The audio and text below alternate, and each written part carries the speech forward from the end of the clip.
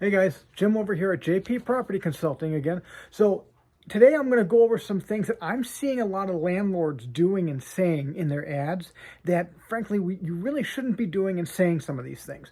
To give you a little bit of background of where I come from and where I'm going to come from at this with here is I come from decades of working at the large national and statewide property management companies, where we own and manage the large apartment communities, the 400 and 500 unit apartment communities with the swimming pools and the tennis courts and so on, where they have the staff on site and so on.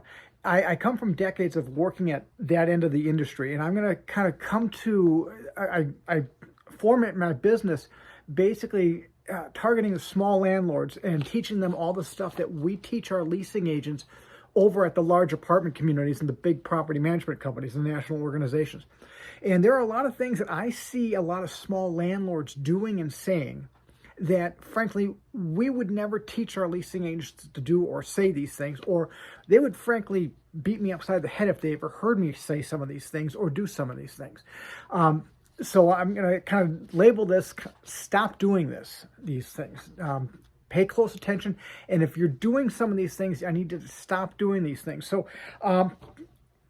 first and foremost, so I made a little list of this stuff because there were so many things I went through, and as I was seeing websites and watching other advice channels being given to you guys, I went and made a list of some of these things, and I'm going to probably make a second list later on, a sequel to this, because as I'm doing more and more digging, I'm finding more and more stuff. So there will probably be another sequel to this video as well too later on. But let's start with this. So one of the first things that they teach us also to do is you don't ever want to assure anybody's safety and security at your property. You don't ever want to give them the idea that they're going to be safe and secure at this property, and that you don't ever want to assure that to them. So it's not just about coming out and saying, yes, we have a safe. You don't want to say things like, this is a safe neighborhood, or this is a safe property, or we have safety measures put into place. There's a reason why, again, if you drive through, let's say, a Target or a Walmart parking lot, and they've got the guys with the badges and the siren, the police trucks and stuff like that, with the patrol trucks, they call them patrol officers for a reason. Because the purpose is, they're not there for the purpose of your security. They're there to patrol the property. So they don't want to put forth the image that they're doing that for your security. In another sense as well, we were a long time ago putting new cameras in our fitness center at one of the apartment communities that I worked at many years ago. And the gentleman who was doing the sales presentation for the cameras was down in the fitness center talking to the staff, and one of our residents looked to one of the leasing agents that was down there at the time and said, what's going on? What is this whole thing happening here? And she looked at her and she said, oh, we're getting new security cameras putting into our fitness center. And it was like an ADT or Brinks guy or whatever. He stopped her right away and said, hold on, make sure you're not saying that to them. These aren't security cameras. Because what this was it was a camera device put down there in our fitness center, and we had a VHS tape player up at the upstairs where the leasing office was. And every day we would go and change the VHS tape and put a new tape in there for the new day, just in case someone got hurt or something bad happened down in the fitness center. And he wanted to make sure that he understood that what that is those are surveillance cameras, not security cameras. And how they explained it to us was a quote-unquote security camera would be more of those real-time cameras. But let's say you've got a bunch of you got a couple guys and they're watching a whole bunch of videos, TV monitors, and they're watching things at real time, and they do one of these, like, hey, there's a guy hanging out behind the bushes here, he's about to go jump out at that woman and hurt her, get the police there right away. That's more of a real-time activity. They're watching real-time. Those are what they would consider security cameras, if you will, right? So whereas as opposed to something that you're going to go and, somebody comes to you and says, hey, I got beat up in your parking lot last night. And you come back to them and say, okay, let me go and hit the rewind button on the VHS tape player. Those are surveillance cameras, not security cameras. And how he kind of explained it to us was, you don't want to put forth some false sense of security by telling them that you have this when you really have that. Okay, so be sure you're saying, what I would do is go back to your camera provider company, whoever that is, and check with them as to what it is you have. And then make sure you're saying the right thing in your advertising, and telling, because you don't want to be giving people that false sense of security by telling them that you have this when you really have that, if you understand what I'm saying here, okay? So that's one thing. The other thing, again, so we talked about not telling them that this is a secure building, okay? It's not, as opposed to, when you got to put a key in that door and turn the key to open the door, you want to refer to that, what that objectively is. That is a locked entrance. It's a locked lobby. It's an intercom entry system. It's a key fob entry system. So, but you don't want to give them the impression or in the inference that because you got to put a key in this door to turn the door open, you're going to be safe and secure here. You don't want to be giving that impression to them and putting that false sense of security out to them. So what they teach us over at the large organizations, the nationwide property management companies and the big players, is to refer to that, what that objectively is. It's a locked entrance. It's a locked lobby. It's a intercom entry system, and so on. Make sure your advertising is saying as such, not telling them, you're going to be safe and secure in this building because the door is locked, okay? All you're going to tell them is the stinking door is locked, okay? That's all, and then you let them make that leap in their head of, oh, honey, did you hear that? I'm not going to get hurt in the basement or, beat up and raped in the basement. I didn't tell you that. All I told you is the stinking door is locked, okay? And that's all you need to leave at is that, okay? So alter go back and look at your advertising and make sure you're not saying things that could be incriminating to you later on, okay? So watch with that as well. I've seen a lot of ads online or a lot of Craigslist ads or a lot of internet website ads where they will say safe area or quiet or safe neighborhood. You don't ever want to tell them this is a safe neighborhood. When people come to you and they ask you, is this a safe neighborhood or how safe is this neighborhood? You always want to refer them to the local police department and let them talk with them about the neighborhood in general and let them get an idea of what the neighborhood's like instead of you giving them any sort of assurance. So always refer them to the local police department as opposed to you telling them this is a safe area. And again, don't be saying that in your advertising as well too. So that was those there. I had one that actually, I saw an ad that said safety and security guarantee. Again, you don't ever want to do that. Don't ever guarantee anybody's safety or security. Those are the kinds of things that, frankly, if they ever heard me say that over at some of these big management companies, and if you don't understand what I mean by go look them up. Fogelman Properties, Amley Residential, things like that. These are the big management companies where they own thousands of units all across the country, and the big organizations. If they ever heard me say some of this stuff, they would take me out to the back room and beat the heck out of me. Right? So, if they're teaching their associates, don't say these things. You guys, as mom and pop small management companies or small landlords, should not be doing this stuff either. Okay, and that's kind of what I'm going to bring to you guys is that training that they give our leasing agents over at the big companies. Okay. I had another one here. Here's another one I saw. This is kind of going into a different topic here, but it said, there is no set standard for all our properties. The rental application process will include a minimum of a credit history, credit check, and may be expanded to include income verification, previous landlord verification, and other checks. You don't want to be saying things like, there's just no standard as to how we process our applications. That's exactly what you want to have. You want to have a standard as to how you're processing your applications. I hear them saying things like, we may contact your previous landlord. No, you either are always going to contact their previous landlord or you will not contact. You're not, maybe you do this or you may do that. You don't want to put forth the image that you do some things for some applicants and others not for other applicants. That's not what the image you want to be putting forward, and that it's not what you should be doing anyways, right? So, if you're saying that kind of stuff, again, stop saying that, okay? We go through in my classes other things to look for other than just the credit score. So if you're just looking at that credit report and you're just saying, okay, you must have a credit score of 650. There are other things that I teach you to be looking at on that credit report. Just as we'll give you a little caveat as a hint. It shows their aliases, so it shows their maiden names or previous married names and things like that. And you want to run criminal histories on those, or help those to help you use those names to help you get landlord verifications. I called a landlord many years ago, and I gave him a woman's name, and the landlord called me back and said, "I've never heard of this woman before. I've never heard of that name." And when I ran the credit report, I called the landlord back and I said, "Oh, I got an alias set on here. It must be her maiden name she used." And I said, "Well, what about this name?" He says, "Oh, yeah, I know her. She owes me like 4 months of rent." So you use your credit reports for all these other investigative purposes. Those are just a couple things. That's one thing right there.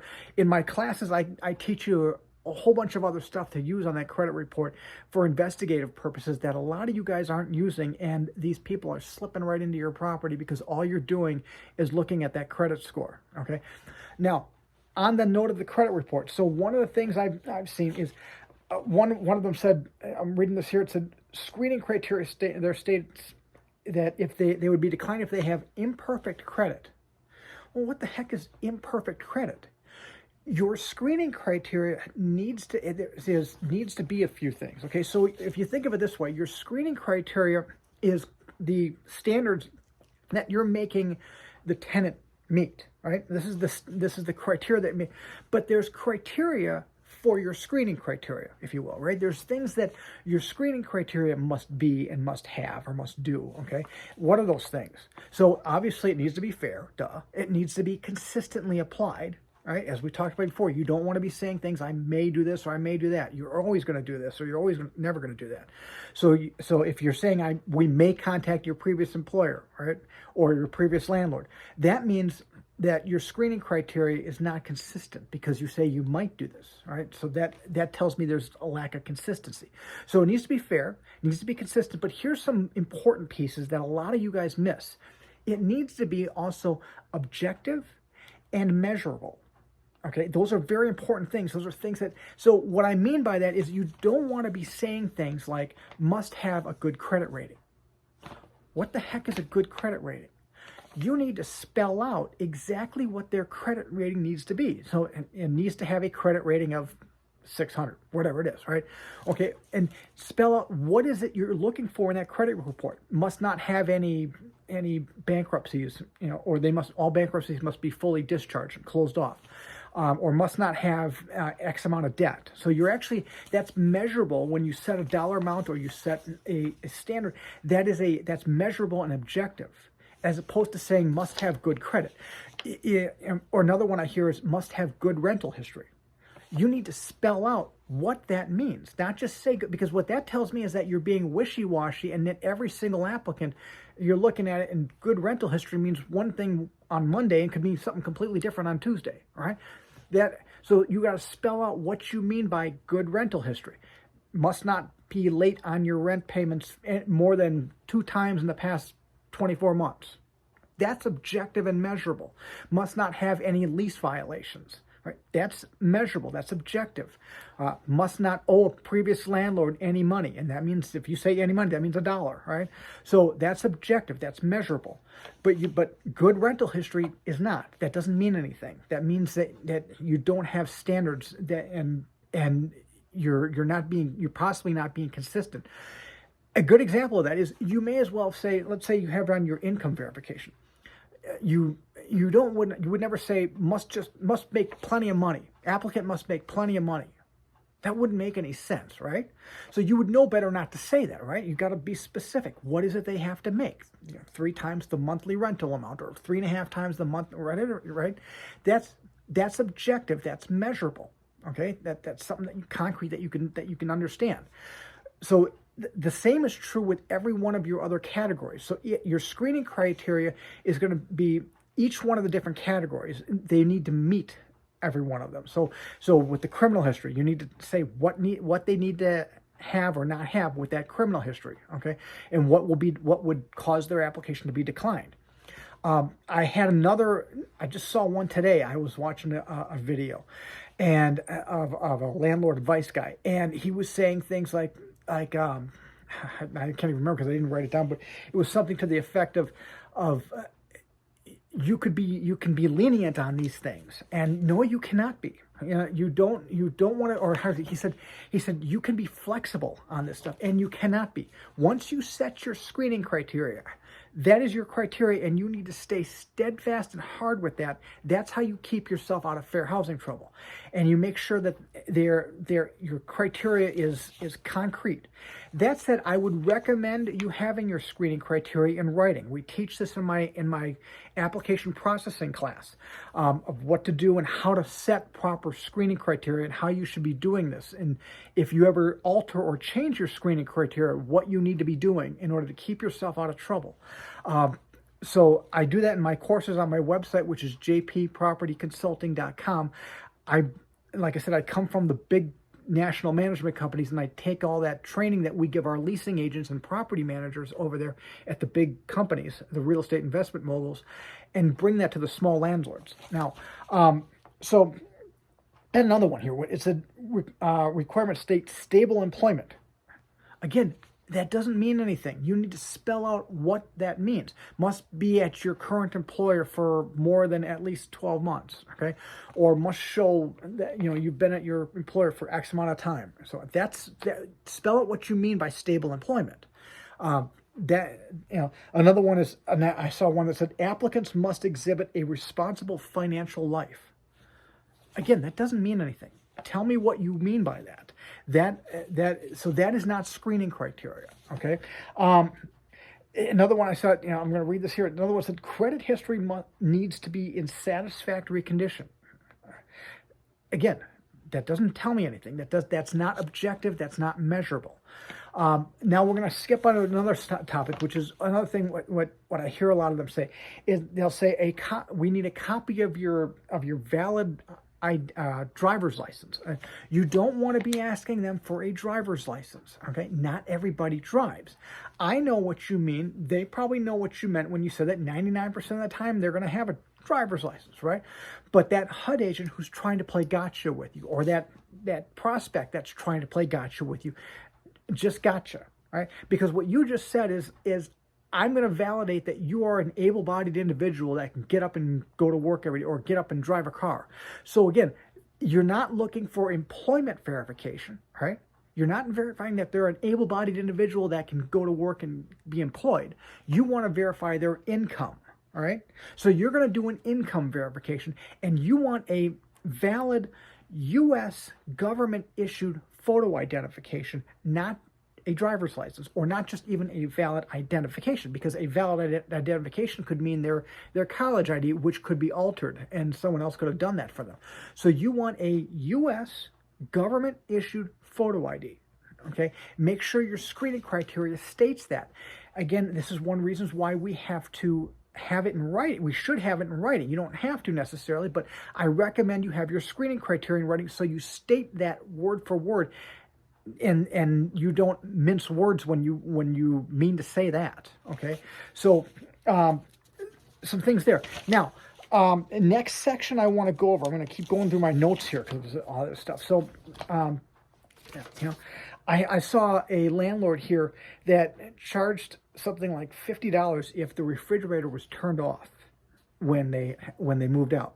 Now, again, you need to check with your local landlord, tenant law attorney with this kind of stuff. But typically, when you charge them for things, there's going to have to be some sort of nominal reason for doing so. So if you're excessively charging them something, let's say they left a crayon mark on the countertop and you're going to charge them $600 for that. That's excess, and you're not going to get away with doing that. And then they could actually probably come back to you and possibly sue you for inadequately withholding their security deposit. And depending on the state you're in, there could be additional penalties for doing so. Like where I'm in, that something like that would cause double damages. They would owe them back double their security deposit. So check with your state laws as to what types of things not only you can charge for, but what is a reasonable dollar amount to charge. And my spidey sense would go up and say $50 because they turned the refrigerator off would probably not be reasonable. Okay, so watch what you're doing with something like that. Another thing, when I came to my current property where I worked at, one of the first things my antennas went up and I saw right away was in the laundry rooms, they had signs on there for the residents, and it had the laundry room rules. It would say, please unload the washer, washer or dryer right away. Don't leave your clothes in here. Be courteous. So, and one of those things that says children may not play in the laundry room. Now, again, like with the other thing, I know what you mean. I know what you're saying on this. I get it. Okay, but one of the videos I have another video on this which is say what you mean. Look, you don't want me riding my bicycle up and down the stairwell either, right? So make sure your rules and regulations say as such. It's nobody can be playing in the laundry room. Nobody can be doing X. Okay, you don't want to be singling out families with children, for example. So I always give the example of if you ever have something like that, always take the word children out and replace it with any other protected class, right? If pick a protected class and say, we don't allow, Italians to be running around in the laundry room, right? Of course not, right? But so make sure your signage and your rules and regulations reflect as such that you're not saying things like that. You want to make sure you're saying things like no one can be doing X, right? Okay.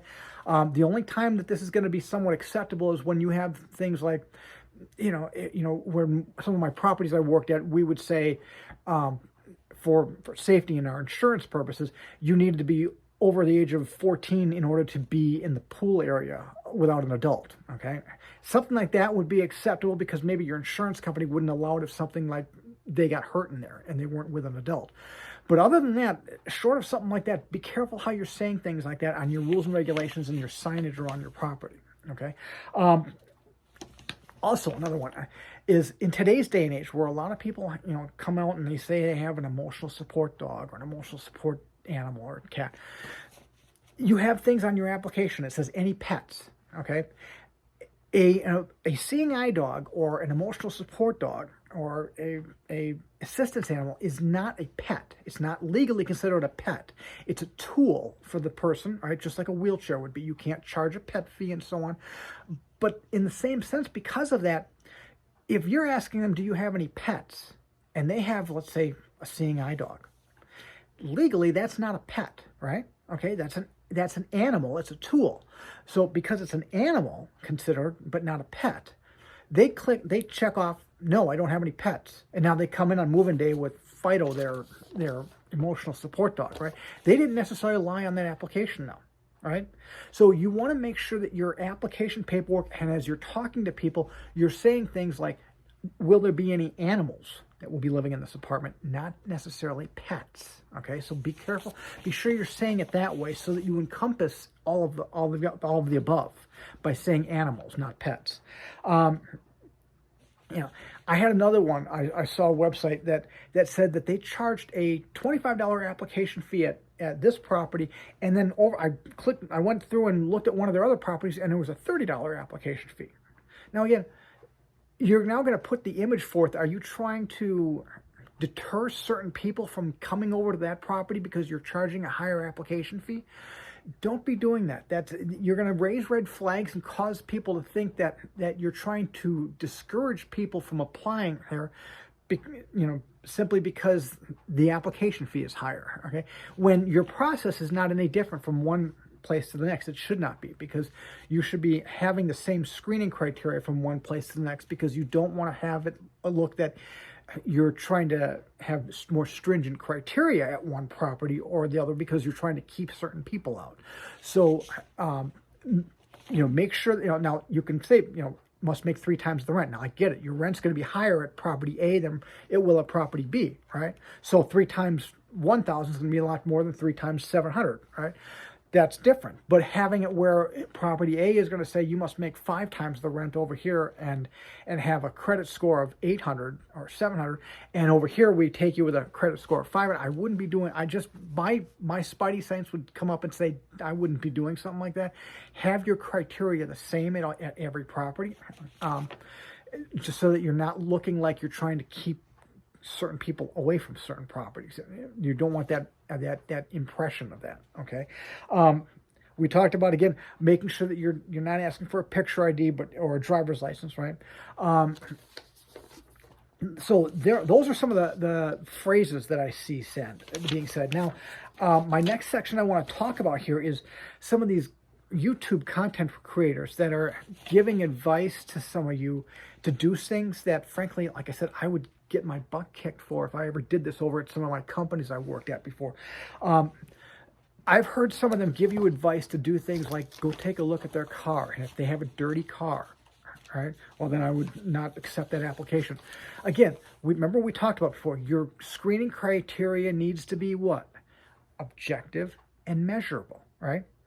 What is a dirty car? Just like what is a good credit rating? You need to spill, right? A dirty car is subjective. You don't want to be using subjective means to evaluate an applicant. So I would not put forth, I know where you're coming from and I understand what you're saying, right? You know, if they keep their car dirty, they're probably going to treat this the same.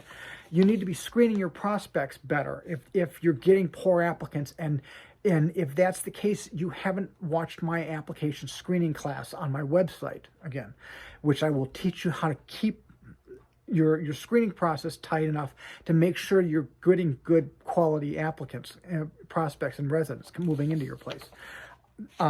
So as opposed to going these other measures, which are going to potentially get you into trouble by doing this, okay? So I would stop doing that. I would not go that dirty car route again, okay? I would advise you from not doing that. I was watching another video, and this older woman was being interviewed by this lady, and she was talking to her about her process of her running her property and screening her applicants. And the interviewer got to the point where she said, well, what happens if, let's say, that you run their application and they pass the credit report, they make enough money, they pass the criminal history, all this stuff, everything looks good, but you just don't have a good feeling about this person, right? You have a funny feeling. And the old woman that has been doing this for decades looked at her and said, I wouldn't rent to them then if I have a funny feeling. Are you kidding me? That kind of stuff would, again, get me the electric chair over at my companies I've ever worked at before. So I want you to think about, think of it this way. If I'm gonna read off screening criteria for just simple screening criteria, and think of any of this would be something. I did this with a group of landlords that I was training a while back, and I said to them, I'm gonna read off some screening criteria. And I want you guys to yell stop, is what I said to the group, when I get to something that you think I shouldn't be doing. I shouldn't be using this as my screening criteria. I said, okay, so your application will be declined if, number one, you do not make 3 times the rent. Number 2, you have an eviction in the past 5 years. Number 3, if you have a credit score of under 650. Number 4, if you have let's say, I don't remember what the other one was. I was things like that. And then I got to the point where I said, number 5, if I have an icky feeling about you, and the whole group will stop, right? Well, of course, right? Yeah, right. You're not going to, that wouldn't make sense for you to use that as your screening criteria, right? If your application is going to get declined if I have an icky feeling about you, right? Right? In your heart, you're not supposed to be doing that, and that's not measurable, nor is that objective, and that's going to get you into trouble by doing that. Studies have shown that we get along with and we connect better with people who are like us and are similar to us. So you don't want to be putting your personal feelings into this and things like that. So take all that out of this and look at everything objectively. Whether you have a icky feeling about somebody or not, that is neither here nor there. It's, do they meet your minimum screening criteria? Okay. So, a lot of you, I know sometimes you'll have, let's say, multiple applicants for one unit. You'll have 5 applicants. And what I want you to do is to think of this as a race. Okay. Think of the analogy of a race. And who's going to get that apartment, or who's going to rent that house from you, is going to be the winner of the race. And what you're saying is who the winner of the race is, right? So if you've got multiple applicants, who's the applicant that's going to win that race?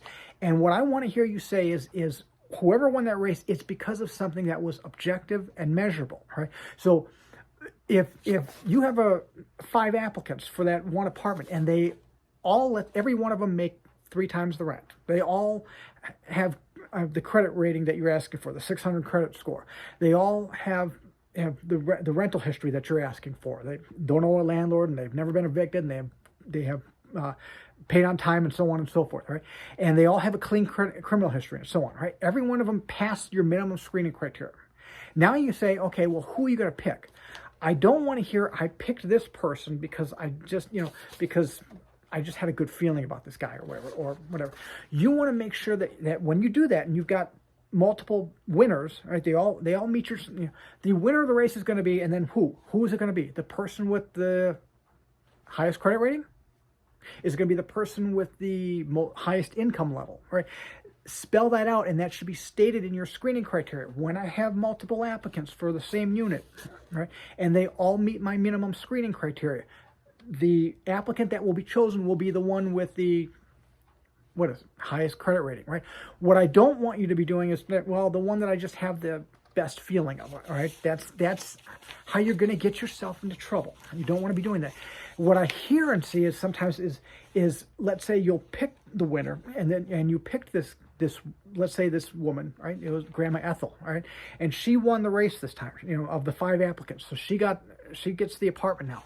And you say, well, why did you pick Grandma? And you say, well, because she had the best credit rating. Okay. Well, the problem is now, let's say 3 weeks later, you have another vacancy, and you got 3 or 4 or 5 applicants for this vacancy now. And you now pick the winner of that race, right? They all met your minimum screening criteria, right?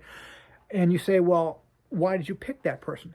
It better be because they have the best credit rating, because that's the standard you're using, right? If you say, well, because he made the most income, now you're being objective and measurable, right? But you're not being consistent in how you're picking the winner of the race each time, right?